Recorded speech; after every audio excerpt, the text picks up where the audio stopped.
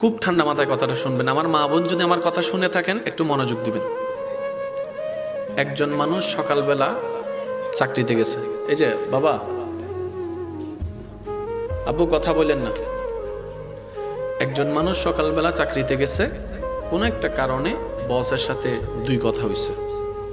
সবার সামনে বস তাকে বকা দিছে। বকা শুনে সবার সামনে লজ্জিত হয়ে মেজাজ, কিন্তু বসকে তো আর বকা দিতে পারে না, চাকরি চলে যাবে। এবার সেই মানুষটা আসরের সময় ঘরে আসছে 5টা বাজে। আসার পরে সামনে রুমে বসছে।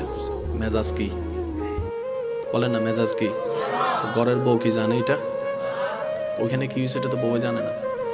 এবার যখন বউকে বলছে একটু পানি দাও, পানি আনছে ঠিকই, এখন ওই যে মেজাজ গরম, কেমনে মেজাজটাকে ঠান্ডা করবে, রক কেমনে দেখাবে, বসকে তো দেখাইতে পারে নাই। এবার শুরু করছে, হে পানি আনতে এতক্ষণ লাগে। বউ বলে যে পানি আনতে 5 সেকেন্ড তো হয় না, এখন বলছেন মাত্র। এবার যখন বউ বলছে মাত্র আনতেছি, আমি আনতেছি, এই তোরে তালাক দিয়ে দিব, এমন দিয়ে দিব।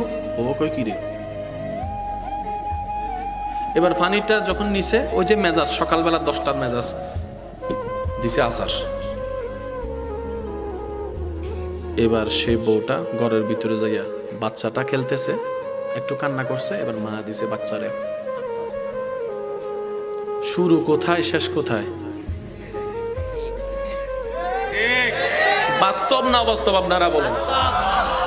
শুরু 10টায়, শেষ পর্যন্ত ওই রাগটা উঠছে বাচ্চার উপরে।